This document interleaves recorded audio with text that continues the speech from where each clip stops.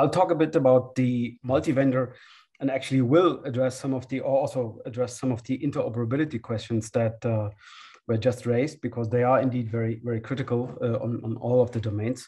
I'm Oliver Korfmacher. I'm based in Berlin, Germany. I'm the CTO of the ENEA Telecommunications business unit. I will look into the multi-vendor aspects that come with 5G in our view, and the pros and the cons on it. We'll talk a bit about what we found both in goods and bads, but specifically on running this in a secure fashion, because it turns out that by opening everything to each other, security becomes a very important topic, as the same for automation, which we have addressed a few times, but we'll still look into that as well. And then end of day, it turns out that probably not one way is the single best way forward. So we're expecting a hybrid solution, which means that we're going to mix things, and that's both for platform and infrastructure aspects, but also 4G and 5G aspects, how to interwork and how to mix this in multiple dimensions. Okay, very shortly, a bit of advertisement here, and to provide background on what ENEA is actually doing. We are focused on control plane solutions. We are providing many subscriber data management network functions for 5G, but also for 4G. Very common and very, very key in our mission is to convince everybody that a common data layer, so a database backend to store profiles and unstructured and all kinds of information, is very important in the move to cloud native and multi-vendor scenario. We're doing a few other applications around policy management and access control. We also have user plane applications and security applications, which we will not address in this aspect too much, but ENEA is also very, very good in that. Bit of key aspects that sort of guide us, but also are maybe reasonable to consider for all, is the point of open interfaces. So the avoidance of the vendor lock-in situation is for us crucial, even if it's sometimes painful. So if it turns out that we might need to work with our competitors, that's life. And building an open architecture requires choices. Yeah, we still believe that ENEA is providing some of the best applications in this. However, we are focused on some. We're not trying to do everything with a medium quality, but some areas with the best possible quality. Last but not least, and sort of the guiding light in all these days, and specifically in this conference, is of course a cloud native design being a requirement to be capable of achieving the aims that we're looking for. We're trying to start here. I'm trying to find the difference between telco and techco, categorizing a few buzzwords, but I think they make sense. Existing telcos, so in whatever modern or legacy form, they have already a sort of multi-vendor scenario, but typically using old style interfaces and creating significant amount already today to integrate them. But they also have some pros. They are used to be regulated. Typically, every telco compared to a hyperscaler has the ability to work with regulators, with governments, and to conform, to be compliant to stuff like lawful intercept, but also spectrum, and multiple aspects of being a service provider that is seen as critical in a country, for example. And with that goes also to provide highest availability, and not just highest availability against outages in general, but also a bit of resilience, which differently from high availability means that even as parts of the network, be it in a specific location or specific functions, fail, it still should provide a level of communication capability to others. So there's a resiliency against outages in not only providing high availability aspects, but also that it still continues to work if something goes wrong in specific areas. And two more aspects that we believe are very key for a traditional telco, which might even continue in that way, is the user data. So the telco is a trusted source of user data, meaning that the telco has a user that has the profile of a subscriber and is not requiring to monetize on it in selling the data. So that's a big difference to many of the hyperscalers. They are always tempted to use the user data in a way that the user might not be aware of in the first place. So the telco here has definitely a strong advantage.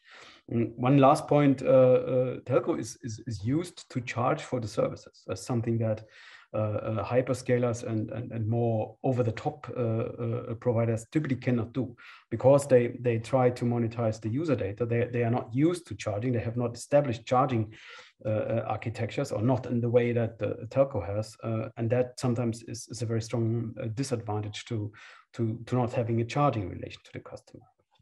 However, on the Techco side, on the more future-looking modern design of an operator or of a service provider, they also have some advantages which the traditional telcos currently are only moving into or fighting to go for. And there's always this continuity thing that was introduced a while ago, that everybody is doing continuous integration, continuous development, continuous deployment, so multiple aspects of a pipeline to bring new software-based solutions in-house, but also then to the end customer. This is something that is nicely established in more modern designs. Recently was added a topic that we call continuous testing, sort of was indirectly or implicitly part of the earlier CI/CD track. It now emerges to be a separate topic because it's so important that testing is part of this pipeline. And more generally, not only for CI/CD designs, it is so that a modern operator or a modern techco can rely on automation, which basically reduces the team. The team size is smaller, or the persons working are sometimes more efficient, and it's mostly because of automation. We will look into this a bit more in detail, but I think this is a very important buzzword or important area where techcos can grow. Also, the techcos or hyperscalers are actually more scalable. They support typically more than a country's population, which is usually the maximum of a telco. So the scalability of for example, Facebook goes into billions in English. And that's definitely something the telco not always have. Yeah. And last feature that we see is definitely to take is to be able to fail fast, to do something and see, okay, that wasn't right. Let's try another way of doing it. This is something that is not established in the mindsets of more traditional operators, and that is something we definitely need to aim for. Yeah? So I think the best way forward, obviously, is to combine some of those, so to keep some of the old good things and add the new things to become the Techco, as we see this as a goal. We made a proposal on what is reasonable to keep. Is drawn here. We're not ruling out the others, but I think we need to do prioritization. And obviously the telco greatness is a key thing here, which needs to be combined with automation to manage the benefits that are coming, and also to manage the drawbacks that comes from multi-vendor scenario. Yeah.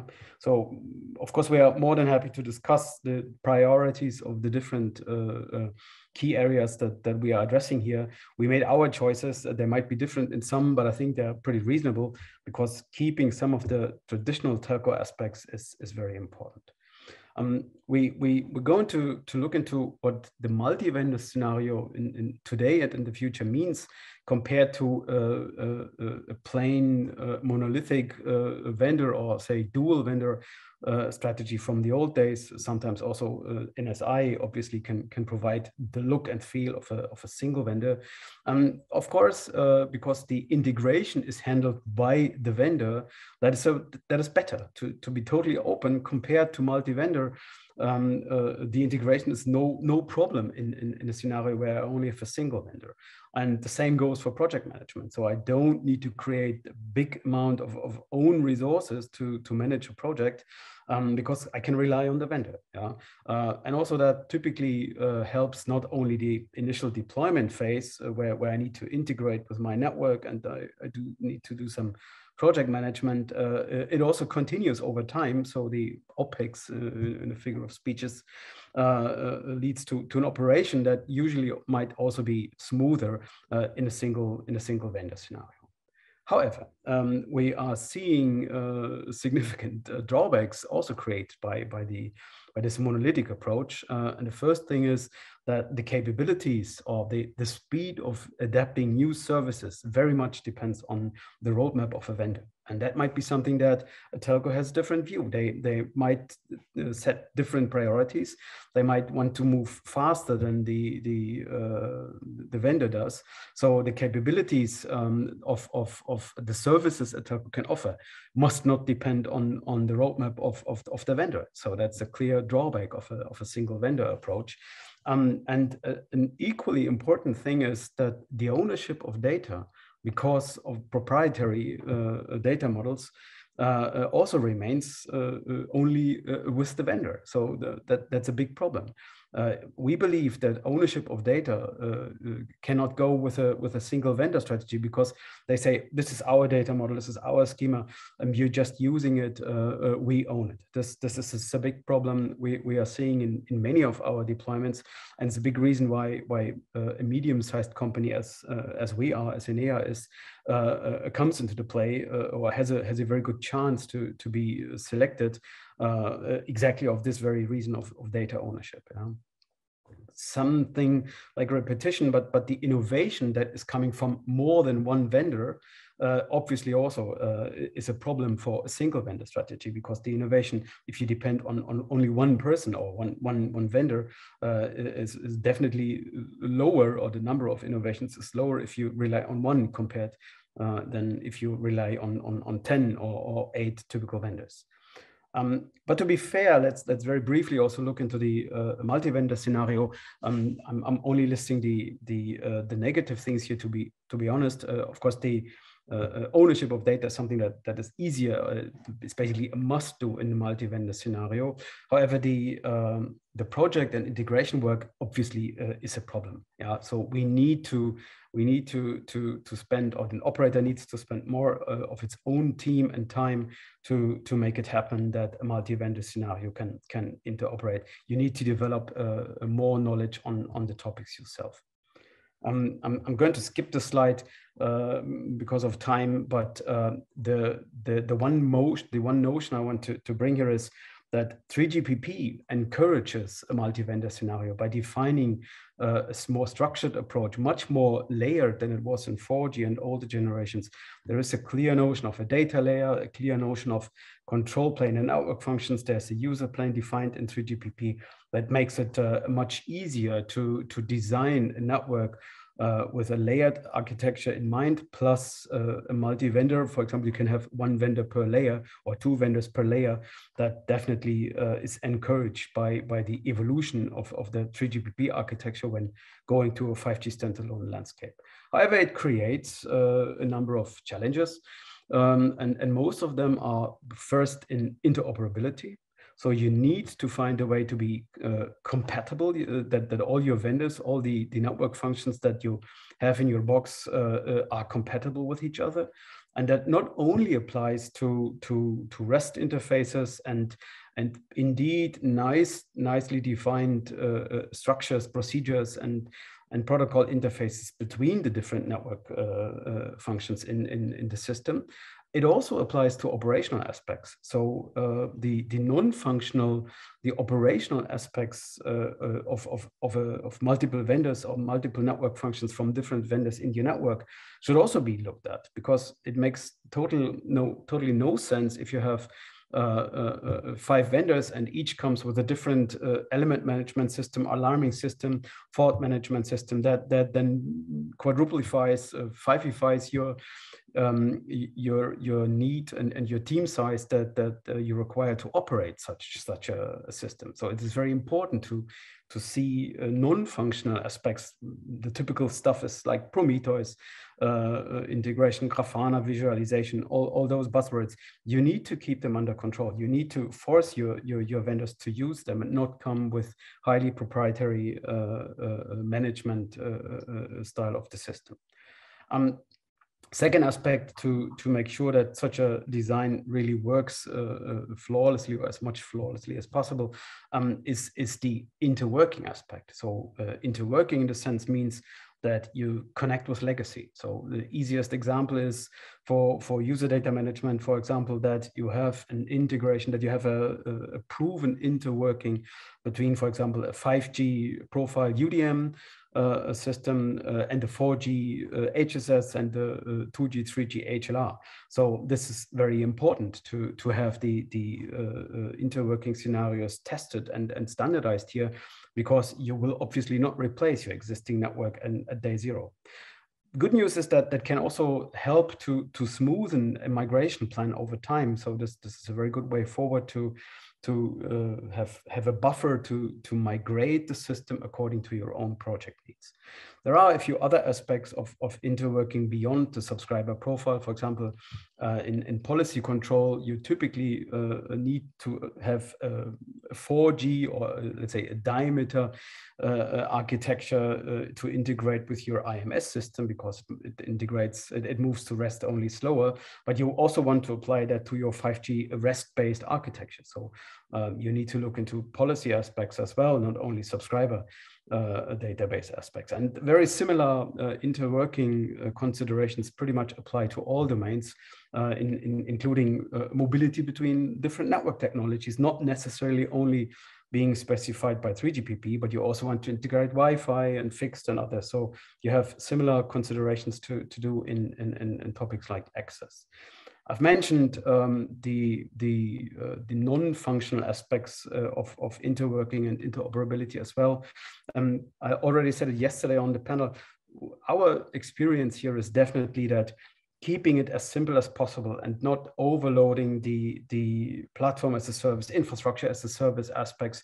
So keeping it as simple as possible also for the automation part really helps to deploy it. So not using the latest and greatest advancements in technology for at least the first step of a cloud native deployment that needs to be compatible, both functional and non-functional, helps a lot to achieve this. Yeah.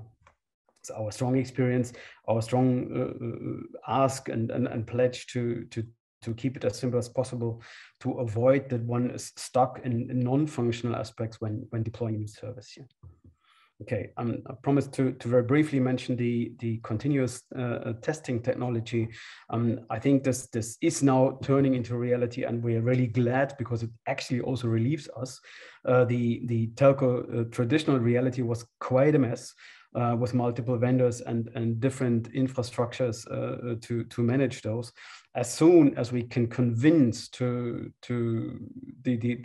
our customers or the operators to move into a CI/CD path, it's a relief for us. I totally give you that, and it might go with some cost savings, which we totally accept.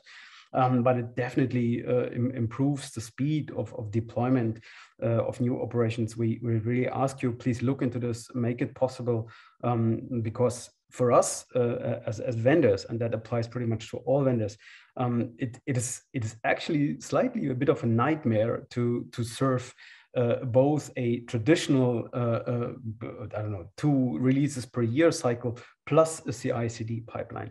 Maintaining both aspects at the same time for years to come would end of day increase all of our costs and will not gain the benefits that we could have by moving to a CI/CD path as soon as possible. Yeah? It can be CI first and CD second, so there's no need to do everything on one day. But starting this is definitely helping all of us. Okay. One last thing before I go to a summary slide.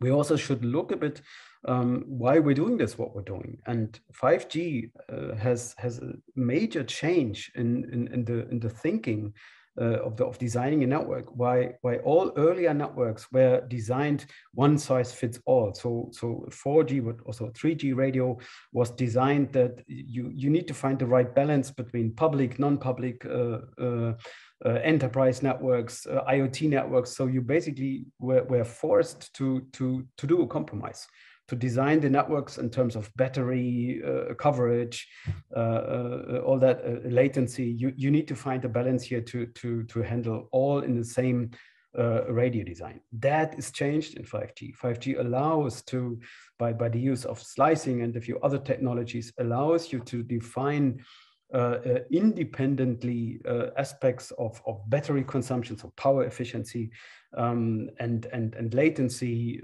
but also close of security of networks with the same technology in different aspects. And we are seeing this as a big success, specifically in the non-public or private networks here, but also stuff like doing a 5G network in a hospital to allow a quick ultrasound, a picture transfer. So very simple use cases. They can promote the use of 5G, and if slicing is used, it's even easy to do this from a coverage perspective. Yeah, so we believe that 5G has a strong benefits that are not yet completely understood by the market, specifically by enterprises, and that is a very strong benefit here. And the good news is then why we sort of have this common control approach here. All these different tuning of network characteristics can be achieved with a common control. So you don't need to have 5 different network operation centers. It can be one that serves from low latency networks up to IoT, and in the middle manage your millions of consumers with one way of controlling the network by utilizing 5G design paradigms like slicing and a few others to do that in a nice way. And again, by having this radio flexibility, you actually can give some of your consumer or enterprise operations to a cloud, keep something local because of security or safety or lawful intercept requirements. So you can even create a hybrid design on where you run your services, from edge to subscriber data management. Obviously, you can pick and choose what infrastructure you're using it, be it private, be it a public cloud. So that's really something that is different in 5G, and we are seeing the process in that.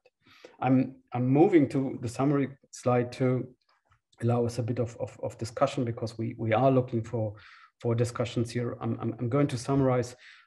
We believe that, and hopefully all of us believe that we cannot afford, we can no longer afford a vendor lock-in, and the 5G architecture, specifically a service-based architecture, encourages or even enforces this way of integrating multiple vendors. Why it brings sometimes a bit of increase in team sizes, for example, the resulting increase in knowledge how to operate the network is definitely compensating the initial pain point here, and it also results in positive aspects. So you can improve your traffic performance independently from your signaling performance, because you have multiple vendors. You can choose the best vendor for UPF, combine this with another vendor that provides you the best in signaling, for example. That is a combination you couldn't do before. You always were forced to do compromises here. We have briefly discussed around interworking and being 3GPP and other standards compatible. Because of REST, it's easier than before. Let's be open, diameter already was a relief compared to SS7, and REST is even easier, that you have simply more people understanding the protocols that you're talking about, that reduces the costs significantly.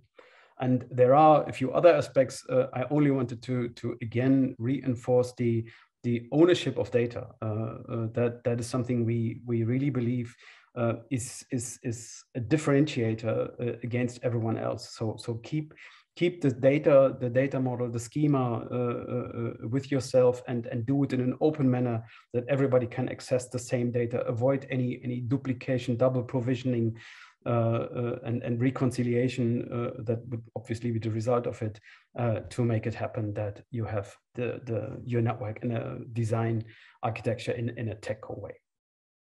Okay, I'll stop here to give some time for speech. Thank you for listening. Thank you, Oliver. I'm going to pick up on your last point with a question from David, and about control, ownership of data and data schemas and so on. He asks, how comfortable is Telco working with Techco, by which he means the hyperscalers?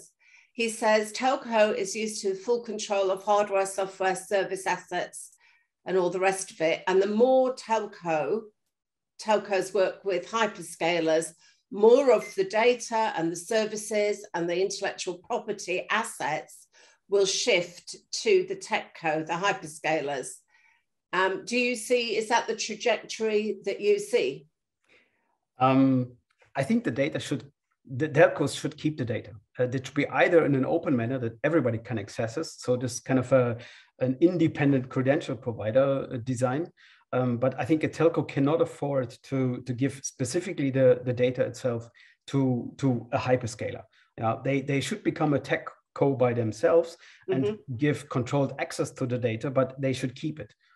Maybe not own it, because end of the day it's owned by the subscriber, not by the telco, but they should keep the control over it in a way to not give it to a hyperscaler.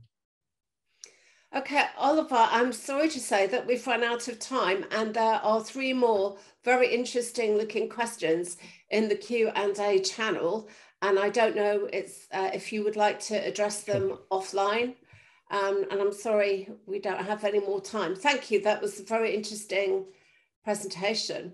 Thank you.